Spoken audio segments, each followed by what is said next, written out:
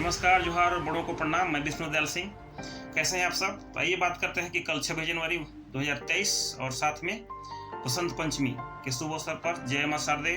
और 26 जनवरी अमर रहे, गणतंत्र दिवस अमर रहे। इस दिन देश का कानून लागू हुआ था और उस कानून को हमें मानना चाहिए, नियम को मानना चाहिए और साथ देश के साथ चलना चाहिए और लोगों को कानून के बारे में बताना चाहिए। तो आइए आज बात करते हैं नक्सलवाद।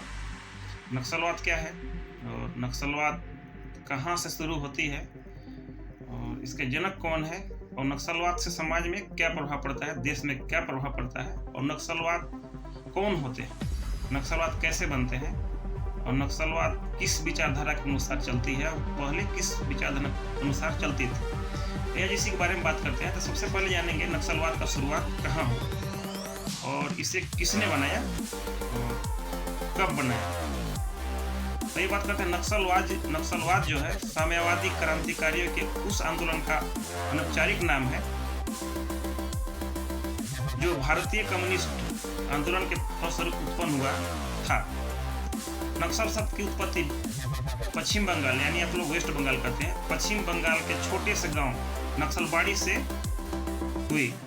मतलब एक वेस्ट बंगाल का गांव वेस्ट बंगाल एक छोटा सा गांव है नक्सलबाड़ी, मतलब वहीं से नक्सलवाद का नामकरण हुआ, चाहे वहीं से नक्सलवाद उत्पन्न हुआ। तो फिर से बात करते हैं जो भारतीय कम्युनिस्ट आंदोलन के फलस्वरूप उत्पन्न हुआ। नक्सलवाद का शब्द नक्सलवाद जो शब्द है उन नक्सलबाड़ी से हुई, जहां भारतीय कम्युनिस्ट पार्टी के नेता चारू मजूमदार और कानू सन्याल ने 1967 में सत्ता के विरुद्ध एक सशस्त्र आंदोलन का आरंभ किया। तो आप यहाँ जान लीजिए, एक मैं नाम बोला, चारू मजूमदार और कानू सन्याल, ये व्यक्ति हैं, ये कम्युनिस्ट व्यक्ति हैं।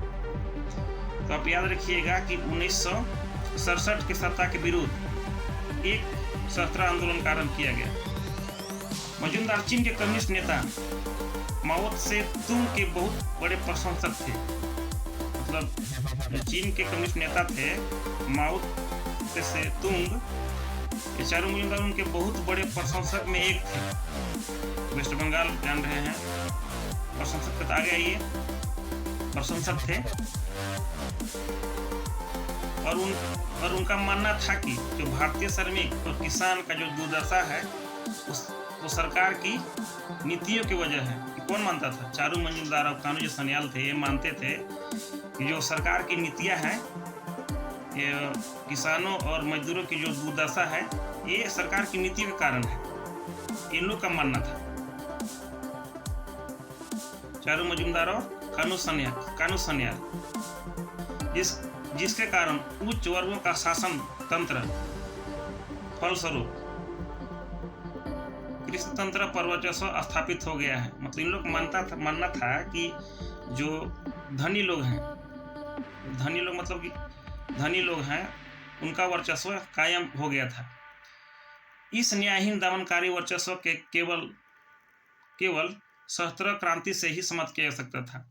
1967 में नक्सलवादियों ने कम्युनिस्ट क्रांतिकारियों की एक अखिल भारतीय समन्वय समिति बनाई और इन विद्रोहियों ने अनौपचारिक रूप से स्वयं को भारतीय कम्युनिस्ट पार्टी से अलग कर लिया और सरकार के विरुद्ध भूमिगत होकर सशस्त्र लड़ाई छेड़ दी। 1971 के अंतरिम विद्रोह, जिसके अगुआ सत्यनारायण सिंह थे, और मजूमदार की मृत्यु के बाद मजूमदार जो थे, जो इसका नेतृत्व करते थे, इनका मानना था कि जो किसान और मजदूर का जो दुर्दशा हुआ है, सरकार की गलत नीति के कारण, तो ये जो मजूमदार थे, इनकी जाके अंत मृत्यु आती है। मजूमदार की मृत्यु के बाद आंदोलन का एकाधिकार शाखाओं में विभक्त होकर कदाचित अपने लक्ष्य और विचारधारा से विचलित हो गया। मतलब कि मजूमदार जो थे क्या कौन, जो कम्युनिस्ट नेता थे चारू मजूमदार, इनकी मृत्यु आती है। इनकी मृत्यु होने के बाद जो इनकी पार्टी थी ये विभक्त हो जाती है। मतलब क्या बोलते हैं कि इनका जो नेता होता है, जो मान के चलिए कि कोई मतलब कोई संगठन का नेता होता है और नेता निधन हो जाने के बाद संगठन में एक नेता होना चाहिए, लेकिन उस समय नेता नहीं हुआ था, और जिसके चारू मजुमदार की मौत के बाद इनका जो संगठन था ये विभिन्न भागों में बढ़ जाता है। तो यही मतलब बिना नेता का समझ रहे हैं पार्टी कैसा होता है। तो जो इनकी मृत्यु के बाद इनकी जो मृत्यु होती है, आंदोलनकारी एकाधिक शाखाओं में विभक्त होकर कदाचित अपने लक्ष्य और विचारधारा से विचलित हो जाते हैं। जो चारू मजुमदार का जो नीति और समझने और समझाने की शक्ति थी वो तो खत्म हो जाता है, और जो इनका पार्टी था एक खंड खंड में बढ़ जाती है, नई विचारधारा से विचलित हो जाती है। और फरवरी 2019 तक 11 राज्यों के 90 जिलों में वामपंथी उग्रवाद से प्रभावित हो जाती है। मतलब कि चारू मजुमदार के मौत होने के बाद इनका जो पार्टी में जो लोग थे ये बढ़ जाते हैं और अपना अपना पार्टी बना लेते हैं। और पार्टी बनाने के बाद फरवरी 2019 का आंकड़ा है, ये 11 राज्यों के 90 जिलों में वामपंथी उग्रवादी से प्रभावित हो जाती है। मतलब कि इनका जो संख्या है, इनका जो पार्टी है, मतलब 11 राज्य, समझ रहे हैं, 11 राज्य और 90 जिलों के क्षेत्र में बढ़ जाते हैं। आज कई नक्सल संगठन वैधानिक रूप से स्वीकृति राजनीतिक पार्टी बन गए हैं। तो आप जानते हैं कि आज कई ऐसे नक्सली व्यक्ति हैं, नक्सली संगठन के नेता हैं जो आज स्वीकृति राजनीतिक पार्टी बन गए हैं और संसदीय चुनाव में भाग लेते हैं या भाग ले रहे हैं, अभी भी ले रहे हैं। परंतु बहुत से संगठन अभी भी लड़ाई लड़ रहे हैं। नक्सलवाद की विचारधारा विचलन की सबसे बड़ी मार आंध्र प्रदेश, छत्तीसगढ़, उड़ीसा, झारखंड और बिहार के झेलनी पड़ रही है। तो आंध्र प्रदेश तो अभी इसमें कम है, लेकिन छत्तीसगढ़ और उड़ीसा, झारखंड और बिहार है। नक्सलवाद की असर यहाँ पे बहुत बड़ी है। नक्सलवाद में भी कुछ कम है। चलिए इसके बाद इतिहास बन जानते हैं। इसका इतिहास क्या है? नक्सलवाद शब्द की उत्पत्ति पश्चिम बंगाल के नक्सलवाड़ी गांव से हुई थी। आप लोग इस पहले बताया था मैंने। भारतीय कम्युनिस्ट पार्टी के नेता चारू मजुमदार, ये आप लोग पूछ सकता है चारू मजुमदार कौन थे, कानू सन्याल कौन थे? तो भारतीय कम्युनिस्ट पार्टी के नेता चारू मजुमदार और कानू सन्याल ने 1967 में सत्ता के खिलाफ एक सहस्त्र आंदोलन शुरू किया। मजुमदार चीन के कम्युनिस्ट नेता के माओ त्से तुंग के बड़े प्रशंसक थे। इस कारण नक्सलवाद में माओवाद भी कहा जाता है, माओवाद भी कहा जाता है या जाना जाता है। 1968 के communist party of Marxism and Leninism CPML गठन किया गया, जिनके मुखिया दीपेंद्र भट्टाचार्य थे। यह लोग मार्क्स और लेनिन के विरुद्ध मार्क्स और लेनिन के सिद्धांत पर काम करते थे। मतलब जो ये नेता जो थे, ये लोग मार्क्स जो बहुत बड़े प्रसिद्ध व्यक्ति है, और लेनिन ये भी बहुत बड़े प्रसिद्ध व्यक्ति हैं, के सिद्धांत पर काम करने लगे, क्योंकि वे उन्हीं से प्रभावित थे। और 1969 में पहली बार चारू मजुमदार और कानू सन्याल ने भूमि अधिग्रहण को लेकर पूरे देश में सत्ता के खिलाफ एक व्यापक लड़ाई शुरू कर दी। चारू मजुमदार और कानू सन्याल जो हैं बहुत बड़े खिलाड़ी हैं। इन्होंने क्या किया कि 1969 में पहली बार भूमि अधिग्रहण को लेकर पूरे देश में सत्ता के खिलाफ एक व्यापक लड़ाई शुरू कर दिया। अधिग्रहण को लेकर देश में सबसे पहले आवाज नक्सलवाड़ी से ही उठी थी। मतलब जानिए कि नक्सलवाद जो आवाज थी ये सबसे पहले नक्सलवाड़ी से उठी थी, वेस्ट बंगाल से उठी थी। आंदोलनकारी नेताओं का मानना था कि जमीन को जो उस पर खेती करे, नक्सलवाड़ी से शुरू हुआ। इस आंदोलन का प्रारंभ पहली बार तब देखा गया जब पश्चिम बंगाल के कांग्रेस को सत्ता से बाहर होना पड़ा। इस आंदोलन का प्रभाव जो है था कि 1977 में पहली बार पश्चिम बंगाल की कम्युनिस्ट पार्टी सरकार के रूप में आई और ज्योति बसु मुख्यमंत्री बने। तो आप जान सकते हैं कि 1970 में पहली बार पश्चिम बंगाल में कम्युनिस्ट पार्टी सरकार के रूप में आई, और जिसके मुख्यमंत्री कौन बने? अब बताया था आप लोग को, जिसके मुख्यमंत्री बने ज्योति बसु मुख्यमंत्री बने। सामाजिक जागृति के लिए आरंभित इस आंदोलन पर कुछ वर्षों पश्चात राजनीतिक संगठन का वर्चस्व बढ़ने लगा और आंदोलन शीघ्र से ही अपने मुद्दे पर मार्गों में भटक गया। जब यह आंदोलन फैलता हुआ बिहार तक ही पहुंच गया, तब यह अपने मुद्दे से पूर्ण भटक चुका था। मतलब कि वेस्ट बंगाल में जब था तो वहां तक ठीक था, लेकिन जब यह विचारधारा बिहार में पहुंचा तो वहाँ मतलब ये विचारधारा बदल चुका था, यानी हट चुका था।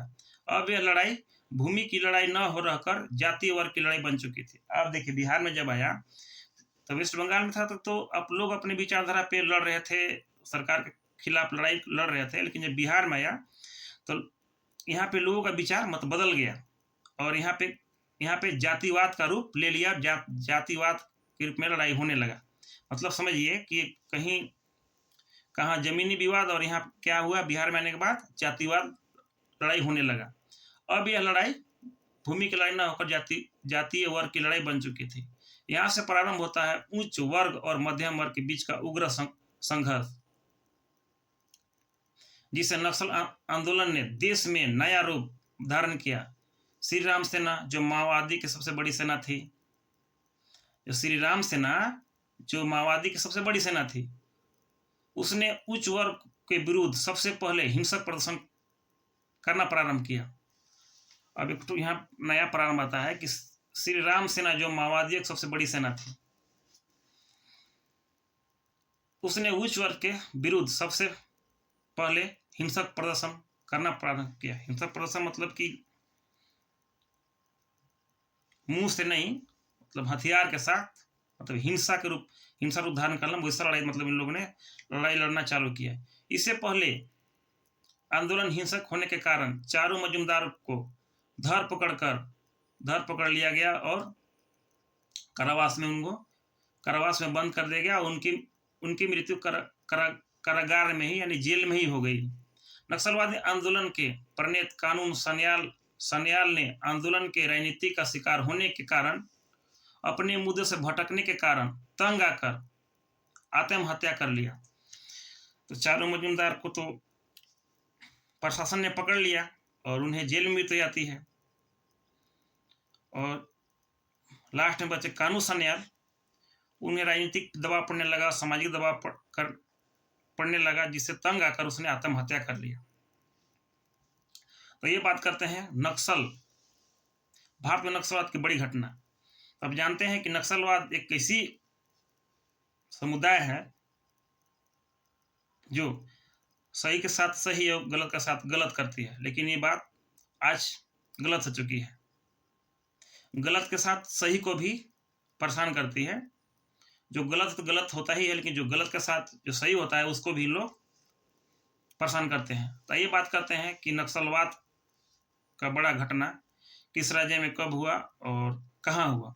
तो ये आइए जानते हैं कि भारत में 2007 में छत्तीसगढ़ के बस्तर, अब जानते हैं जो झारखंड के पड़ोसी राज्य है छत्तीसगढ़, तो छत्तीसगढ़ के बस्तर में 300 से ज़्यादा विद्रोहियों ने 55 पुलिसकर्मियों को मौत के घाट उतार दिया था। मतलब 2003 में, मैं याद है कि 2003 में भी मतलब घटना हुआ था, लेकिन हमको याद नहीं था। लेकिन पढ़ने के बाद पता चला कि 2003 में छत्तीसगढ़ के बस्तर जो जिला है आज भी है, 300 से ज़्यादा विद्रोहियों ने, मतलब 300 से ज़्यादा उग्रवादियों ने, चाहे नक्सलवादियों ने 55 पुलिसकर्मियों को मौत के घाट उतार दिया गया था। 2008 में उड़ीसा के नयागढ़ में नक्सलियों ने 14 पुलिसकर्मियों और एक नागरिक की हत्या कर दी थी। अब आते हैं 2009 में महाराष्ट्र के गढ़चिरौली में हुए एक बड़े नक्सल हमले में 15 सीआरपीएफ जवान शहीद हो गए थे। 2010 में नक्सलियों ने कोलकाता मुंबई ट्रेन में 115 यात्रियों की हत्या कर दी। बाप रे, मतलब समझिए 2010 की बात है। जो कोलकाता मुंबई जो ट्रेन है उसमें 150 यात्रियों की हत्या कर दी थी। तो 150 यात्री मायने रखते हैं। फिर बात करते हैं 2010 में पश्चिम बंगाल के सिलदा कैंप में घुसकर नक्सलियों ने हमला कर दिया, जिसमें से अर्धसैनिक के 24 जवान शहीद हो गए। 2011 में आते हैं। 2011 में छत्तीसगढ़ के दंतेवाड़ा में हुए एक बड़े नक्सलवादी हमले में कुल 76 जवान शहीद हो गए, जिसमें सीआरपीएफ के जवान समेत पुलिसकर्मी भी शामिल थे। सीआरपीएफ जानते हैं, सीआरपीएफ जो फोर्स है ये जंगल में ज़्यादा रहते हैं, जिसके चलते इन लोग को मतलब क्या बोलते हैं, मृत्यु दर ज़्यादा दिखाई पड़ता है। अब आते हैं 2012 में झारखंड के गढ़वा जिले के पास, अब मेरा भी घर गढ़वा जिले में ही है, जो 2012 में झारखंड गढ़वा जिले के पास बिरगांव जंगल में 13 पुलिसकर्मी हत्या कर दिए गए थे। 2013 में सुकमा जिला, जो छत्तीसगढ़ का जिला है, सुकमा जिले में भी एक और बात करें तो बस्तर, सुकमा, ये भैया बहुत डेंजर क्षेत्र है।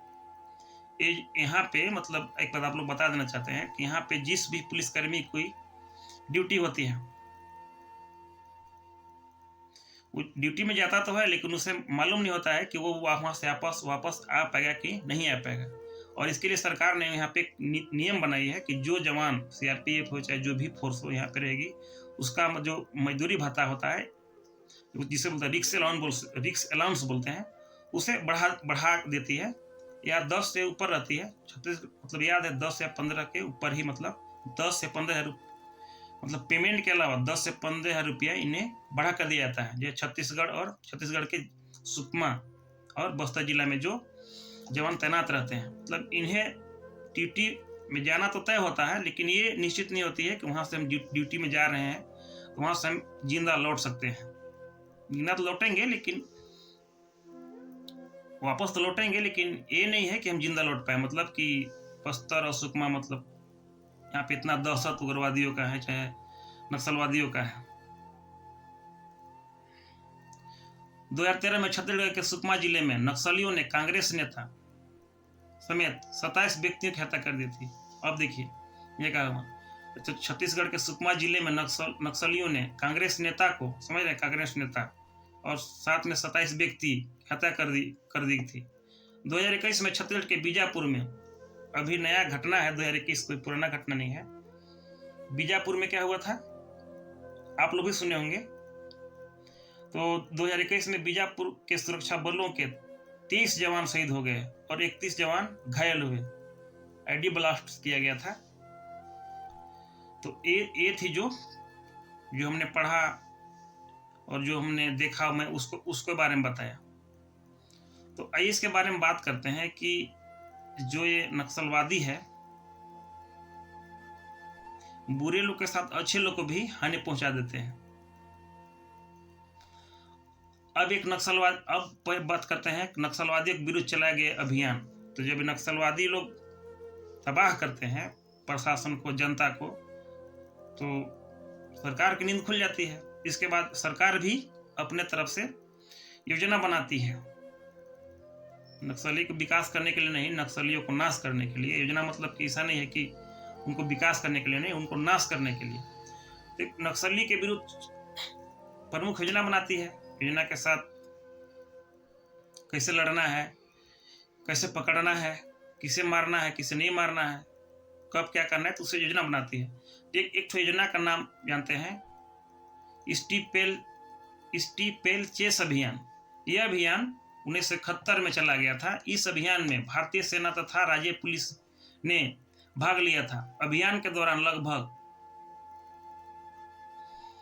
20,000 नक्सली मारे गए थे। समझिए, एक तो याद रखिएगा यहाँ पे कि स्टीपेलचेस अभियान, यह अभियान 1971 में चला गया था और यह अभियान में भारतीय सेना और राज्य पुलिस ने भाग लिया था। अभियान के दौरान लगभग 20,000 नक्सली मारे गए थे। समझिए, 20,000 नक्सली 1971 मारे गए थे। मान के चलिए कि एक जिला की जनसंख्या को नाश कर दिया गया था। इतना बड़ी अभियान था। दूसरा अभियान के बारे में बात करते हैं, ग्रीन हंट अभियान। यह अभियान वर्ष 2009 में चलाया गया था। नक्सल विरोधी अभियान को यह नाम मीडिया द्वारा प्रदान किया गया था। इस अभियान में पैरामिलिट्री बल तथा राष्ट्रीय पुलिस ने भाग लिया। यह अभियान छत्तीसगढ़, झारखंड, आंध्र प्रदेश, महाराष्ट्र में चला गया था। एक अभियान के बारे में ग्रीन हंट अभियान, जो 2009 में चला गया था, और इसमें पैरामिलिट्री फोर्स और राज्य पुलिस भाग लिया था। और ये अभियान कहाँ चलाया गया था? छत्तीसगढ़, झारखंड और आंध्र प्रदेश और महाराष्ट्र में चला गया था। अब एक बारे में जानते हैं, प्रहार।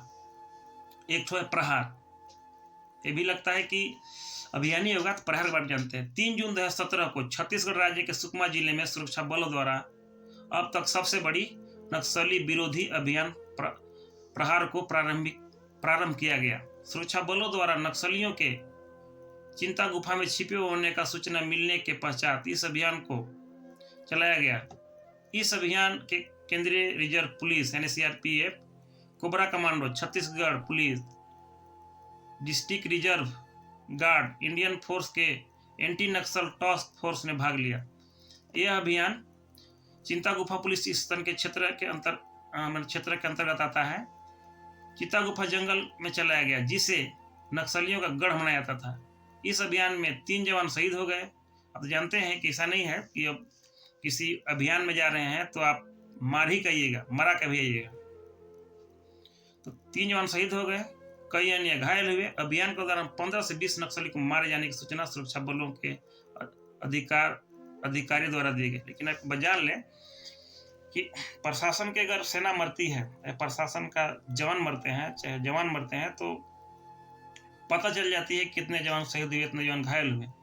लेकिन एक तो बड़ी बात है कि नक्सल में अगर किसी नक्सली घायल हो गया या उसे मौत हो गया, तो ये सब की संख्या का पता नहीं चल पाता, क्योंकि ये लोग बताते ही नहीं है।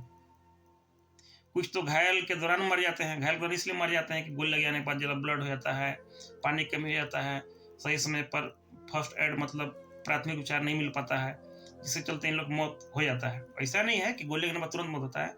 इन लोग का मौत गोली लगने के बाद कोई 1 महीना, कोई 6 दिन, कोई साल भर, कोई 2 साल के बाद ही मर जाते हैं। तो इसकी गणना नहीं की जाती है। लेकिन प्रशासन इनकी संख्या तब बताती है, प्रशासन को हाथ लगती है, या प्रशासन जानती है कि मैंने इतने लोगों को मारा, तो इस वजह से आंकड़ा प्रशासन के द्वारा बताया जाता है। तो प्रशासन का आंकड़ा अपने प्रति सही रहता है, लेकिन नक्सलाइट के प्रति, नक्सलवाद के प्रति गलत रहता है। तो यहाँ पे 3 जवान शहीद हो गए थे, तब 15 से 20 नक्सलियों को मारे जाने की सूचना पुलिस बल के द्वारा, अधिकारियों द्वारा दिया गया था। खराब मौसम के कारण 25 दिन 2017 में इस अभियान को समाप्त किया गया। तो समझिए नक्सलवाद क्या होती है और किस तरह से कहर बरसाती है। तो अब तो नक्सल जो धीरे धीरे समाप्त हो रहा है, और कहीं कहीं किसी राज्य में, किसी राज्य के जिले में अभी भी नक्सल उग्र है। लेकिन आप लोग बता देना चाहता हूँ, जैसे कश्मीर में आतंकवाद, उसी तरह छत्तीसगढ़ में नक्सलवाद चरम सीमा पर है। आज भी वे नक्सल के पास आधुनिक हथियार है। लेकिन सबसे बड़ी बात यह है कि नक्सलवाद बनते कैसे हैं, और नक्सलवाद को बनाता कौन है, और ये इतने लंबे समय तक सरकार के विरुद्ध कैसे खड़े हैं। इन्हें खाने की भोजन, पानी, दवा कहाँ से मिलती है, आधुनिक हथियार, पहनने के लिए कपड़े, चलने के लिए जूते, बात करने के लिए संचार कहाँ से आती है। तो मैं अगली वीडियो में बात करूंगा इसको। वीडियो लंबा हो जाने के कारण मैं ज़्यादा देर तक वीडियो नहीं बना सकता हूँ, इसके बारे में नहीं बता सकता हूँ। लेकिन अगले वीडियो में बताऊंगा कि सरकार अब नक्सलवादियों के प्रति जो नक्सलवाद जो है मेन स्ट्रीम, मुख्यधारा से भटक गए हैं, उसको सरकार वापस ला रही है। उसके प्रति बहुत से अच्छे योजना बना रही है, उसे लाने के लिए अच्छे लुभावने स्कीम ला रही है, और सरकार एक अच्छी रास्ते पे चल रही है। और इस योजना के चलते भी देखने को मिल रहा है बहुत से नक्सल जो है, नक्सलवादी हैं, जो बहुत सालों से नक्सलवाद कर रहकर समाज से भटक चुके हैं, उसे समाज के मुख्य धारा में लाने के लिए सरकार कोशिश कर रही है। यानी बोलते हैं मेन स्ट्रीम, सरकार उसको लाने के लिए कोशिश कर रही है। पंचायत के अनुसार, जिला के अनुसार, प्रशासन के अनुसार, गांव के अनुसार, गांव के माध्यम से, जिला के माध्यम से, शासन के माध्यम से वे सब नक्सली को मुख्य धारा में लाने की कोशिश कर रही है। और झारखंड में बहुत हद तक नक्सली आत्मसमर्पण कर रहे हैं और मुख्य धारा में शामिल हो रहे हैं और देश में हो रहे विकास का फायदा ले रहे हैं। तो सरकार इस तरह से काम कर रही है जो आने वाले भविष्य के लिए अच्छा है। लेकिन यही सरकार में कोई नक्सल को उत्साहित करता है, तो जिससे कि नक्सलवादी को जल्दी से ख़त्म करना संभव नहीं है। लेकिन सरकार कोशिश कर रही है और इसका फल देखने को मिल रहा है। तो आइए बात करेंगे पिछले वीडियो में कि मेन स्ट्रीम क्या है, मुख्य धारा में आने के लिए सरकार ने किस किस योजना लागू कर रही है नक्सलवादी के लिए, और नक्सलवादी कब आत्मसमर्पण करता है, नक्सलवादी किसके पास आत्मसमर्पण करता है, और आत्मसमर्पण करने के लिए क्या नियम होते हैं और कैसे उन्हें मनाया जाता है, और सरकार उसके लिए कौन कौन सी योजना विशेष रूप से उसी के लिए लागू किया है। तो आइए बात करते हैं। मेरी जानकारी आप लोग को अच्छी लगी हुई होगी तो मेरे वीडियो को आप लोग लाइक ज़रूर कर दें। आप लोग वीडियो देखते हैं कि सब्सक्राइब नहीं करते हैं। मैं झारखंड से हूँ और जो झारखंड के बगल में छत्तीसगढ़ है, तो पड़ोसी राज्य हैं। तो मैं जानता हूँ कि हमारे झारखंड में और छत्तीसगढ़ में विकास को बाधित ये लोग कैसे करते हैं। तो मैं इसीलिए वीडियो बनाया, और मेरा वीडियो अच्छा लगे तो आप लोग सब्सक्राइब जरूर कर दें। और अब मैं आगे वीडियो मुख्य धारा मेन स्ट्रीम के बारे में बनाऊंगा। तब तक के लिए नमस्ते, जोहार और प्रणाम। 26 जनवरी और जय मां शारदे मैं अंत करता हूँ। तब तक के लिए नमस्कार, जोहार।